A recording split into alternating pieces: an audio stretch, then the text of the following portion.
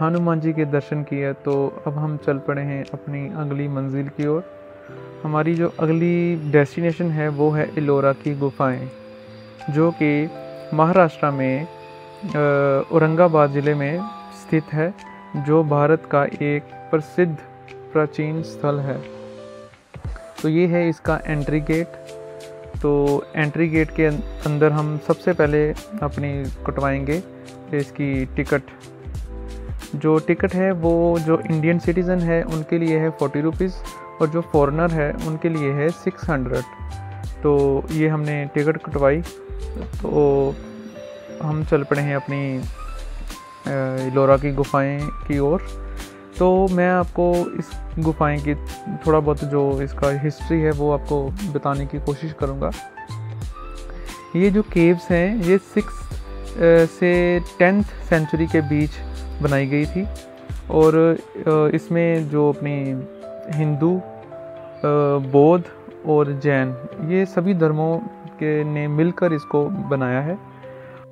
इसमें 34 केव्स हैं, और इन केव्स को कहते हैं कि काट कर इस केव्स को बनाया गया है। जब भी हम किसी घर को बनाते हैं तो उसकी जो हम स्टार्ट पॉइंट होता है वो नीचे से होता है। तो इसका जो स्टार्टिंग पॉइंट है ये ऊपर से हुआ है, ऊपर से होकर ये नीचे की ओर आया है, जो कि हमारे साइंस के मुताबिक अचंभा है। और अभी तक इसका पता नहीं चला कि ये किसने बनाया है और कैसे बनाया, क्यों बनाया। और एक हैरानी की बात यह है कि ये हथौड़ा और छेनी के जरिए ही बनाया गया मंदिर है। और जब इस चट्टान को काटा गया तो जितना भी इसका पत्थर निकला वो कहाँ फेंका गया, इसी का भी अभी तक किसी को पता नहीं चला। तो ये हैरानी वाली चीज़ है।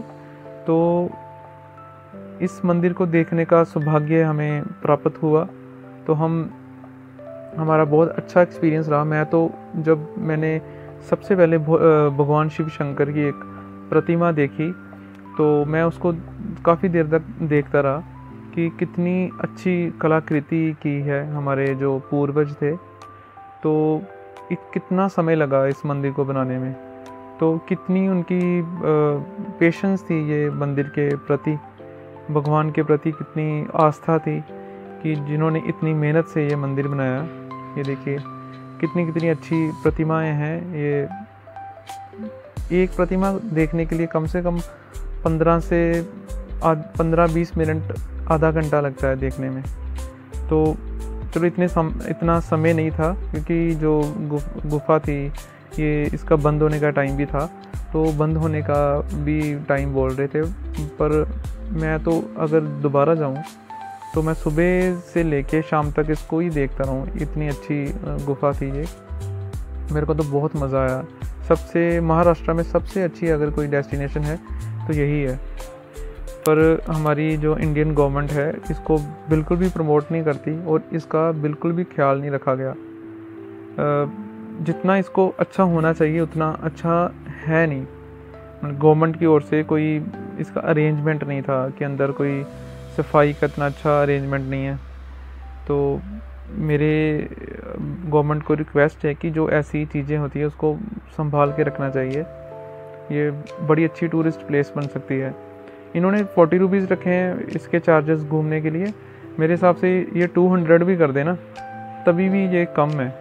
जो इतनी अच्छी जगह है ये देखने के लिए। ये देखो कितनी अच्छी हमारी जो एशियंट हमारा जो इंडियन कल्चर है वो सामने आ रहा है। कितना अच्छा काम किया है, कितनी कलाकृति थी वो उन लोगों में।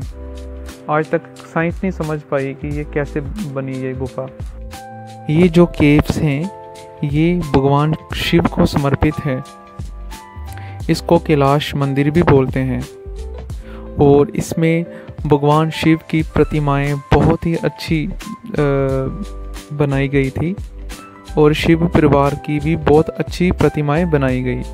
और इसके अलावा यहाँ पर बहुत ही जटिल नक्काशी और मूर्तियाँ हैं जो रामायण और महाभारत को दर्शाती हैं। इसमें चित्र द्वारा महाभारत और चित्तर द्वारा रामायण का पूरा सार है। यूनेस्को के द्वारा इलोरा केव्स को सन 1983 में वर्ल्ड हेरिटेज प्लेस से अवार्ड किया गया, जो कि हमारे भारत के लिए बहुत खुशी की बात है। और यहाँ पर जो टूरिस्ट हैं साल में लाखों की तादाद में यहाँ पर इलोरा की गुफा को देखने आते हैं और यहाँ पर मज़ा लेते हैं घूमने का, और हमने भी बहुत मज़ा लिया। मैं आपको एक बात बताता हूँ कि जब हम अपने शिरडी से हम औरंगाबाद आ रहे थे तो हमें पहले जाना चाहिए था कृष्णेश्वर, जो ज्योतिर्लिंग है, पर जो हमारा जो टैक्सी वाला था उसने हमें मिसगाइड किया। वो हमें सबसे पहले ले आया इलोरा की गुफाएं देखने के लिए, क्योंकि इलोरा की जो गुफाएं हैं इसको देखने के लिए कम से कम 3 से 4 घंटे चाहिए। उसको पता था कि अगर मैं इनको ज्योतिर्लिंग के दर्शन पहले करवाया तो उसके बाद अगर यहाँ पर मैं लेके आया तो इन्होंने यहाँ से निकलने का नाम नहीं लेना। इसके लिए वो हमें यहाँ पर पहले लेके आया। चलो कोई बात नहीं, हमारा फर्स्ट एक्सपीरियंस था, हमें पता नहीं था कि जो कृष्णेश्वर है वो इलोरा केव्स के पास ही है। नेक्स्ट टाइम हम ये जो गलती की हमने वो हम सुधारेंगे। चलो, हम मंदिर की बात कर रहे थे, तो ये जो आप प्रतिमाएं देख रहे हैं भगवान शिव की, क्योंकि ये सारा जो मंदिर है समर्पित है भगवान शिव को, तो मैं तो इसको मंदिर ही बोलूँगा बार बार। है तो ये केव्स के नाम पे से जाना जाता है ये जगह जो है इलोरा केव्स, पर मैं इसको बार बार मंदिर बोल रहा हूँ क्योंकि मेरे को जहाँ पर जो अनुभव था वो मंदिर का हो रहा था। मैं ये जो इतनी अच्छी भगवान की शिव की जो तस्वीरें थी इसको देख के हैरान था मैं बहुत। मैं इसको देख के मेरे को एशियंट भारत की एक कल्पना आ रही थी कि वो हमारे लोग कैसे थे जिन्होंने इतनी मेहनत से ये मंदिर बनाया और इतनी लगन से इतनी देर तक ये मंदिर बनाते रहे। बहुत साल लगे थे ये मंदिर बनने में, मुझे एग्जैक्ट पता नहीं है ये कितने साल थे, फिगर में पता नहीं है कितने साल लगे हैं, पर बहुत साल लगे थे बनने में, लगे भी होंगे, क्योंकि ये जो प्रतिमाएं हैं इनको बनाने के लिए कोई मशीन का इस्तेमाल नहीं हुआ, कोई टेक्नोलॉजी का इस्तेमाल नहीं हुआ। ये हाथों से बनी हुई चीज़ें हैं, ये मेहनत से बनी हुई चीज़ें हैं, तभी इतने सालों से भी आज तक ये जो प्रतिमाएं हैं ये बोल रही हैं और लोगों को अट्रैक्ट करती हैं ये जो इनकी जो प्रतिमाएं हैं, क्यों इसीलिए लोग बहुत दूर दूर से इसको देखने के लिए यहाँ पर आते हैं। फिर भी हमारी जो ये जगह थी बहुत अच्छी जगह है। अगर ये चाइना में या कोई और कंट्री में होती तो ये बहुत बड़ी टूरिस्ट प्लेस बनी होती मेरे हिसाब से। बहुत प्रमोट करना था उन्होंने ये ऐसी चीज़ें। बहुत सारे देश हैं जैसे दुबई है, वहाँ पर जो एशियंट कुछ नहीं है, उन्होंने अभी ही सब कुछ बनाया है।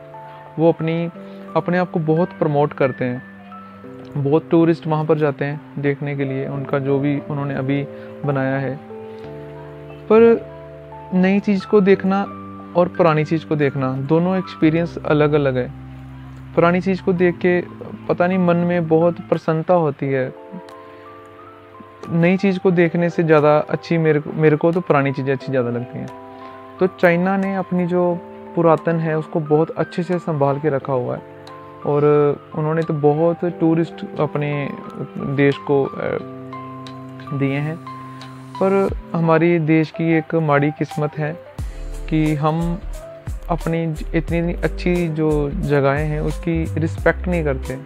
हमारा जो भारत की जो सरकार है वो रिस्पेक्ट नहीं करती। जितनी अच्छी होनी चाहिए उतनी अच्छी जगह है नहीं। उनका जो मंदिर बहुत अच्छा है। मैं गवर्नमेंट को फिर एक बार रिक्वेस्ट करता हूँ कि ये जो केव्स हैं जहाँ मंदिर हैं इसको अच्छे से संभालिए ये हमारे देश को बहुत आगे तक लेके जा सकती है। जो टूरिस्ट हैं वो बहुत आकर्षित हो सकते हैं ये जगह से, अगर सरकार इस पे थोड़ा सा गौर करे। ये देखो आपके सामने, इतनी अच्छी प्रतिमा कोई ऐसे बना नहीं सकता जिसे उन्होंने बनाई हुई है। तो इसको संभाल के रखो, इसको मेंटेनेंस की ज़रूरत है, इसकी मेंटेनेंस करिए और इसको अच्छा बनाने की कोशिश करिए। और लोग जो हैं वो भी कोऑपरेट करें, क्योंकि ये हमारे देश का गर्व है और इसको संभालना हमारा सबका फ़र्ज है। पर सरकार अगर पहल करे तो इसको बहुत अच्छे से संभाला जा सकता है और प्रमोट किया जा सकता है। तो आप सब यहाँ पर आएँ और देखें कितनी अच्छी यहाँ पर ये गुफाएं हैं और कितना अच्छा माहौल है यहाँ पे। ये देखो सामने आपके जो प्रतिमाएं हैं छोटी छोटी, ये महाभारत और रामायण को दर्शाती हैं। कितनी कला थी उन लोगों में और कितना अच्छा उन्होंने बनाया कि अब तक चल रहा है। हमारी जो बिल्डिंगें हैं उसकी एज जो होती है 50 साल तक होती है। 50-60 साल के बाद उसमें दरारें पड़नी स्टार्ट हो जाती हैं। पर ये देखिए कितने हज़ारों साल हो गए अभी तक वैसी की वैसी। कितने लोग यहाँ पर आते हैं, ऊपर जाते हैं, घूमते हैं, अभी तक वो वैसी की वैसी है जैसी तब थी। ये तो अच्छे से संभाला नहीं है तो इसकी थोड़ी सी ऐसी हालत हो गई है। अगर इसको अच्छे से मेंटेन किया जाए तो इस जैसी कोई जगह ही नहीं है। बड़ा अच्छा एक्सपीरियंस रहा ये इलोरा की गुफा का, बहुत आनंद आया ये देखने का। अगर दोबारा सौभाग्य प्राप्त हुआ तो मैं इसको पूरा दिन दूंगा देखने में, पूरा दिन निकालूंगा इस गुफा के लिए। तो बहुत अच्छा एक्सपीरियंस था हम सबका। इसके बाद हम अपनी जो यात्रा है वो करेंगे गशनेश्वर मंदिर की ओर। तो मिलते हैं मंदिर में जाके।